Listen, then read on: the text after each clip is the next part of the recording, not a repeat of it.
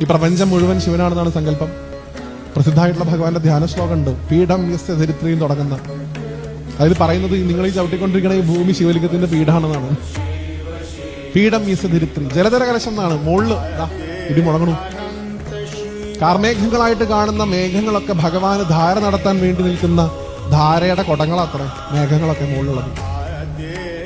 ലിംഗം ആകാശമൂർത്തി എന്നാണ് ഈ കാണുന്ന ശിവലിംഗം. അപ്പൊ നോക്കിയാൽ കാണാം മുകളിലേക്ക് ആകാശത്തിന് പോലും ശിവലിംഗാകൃതിയാണുള്ളത്.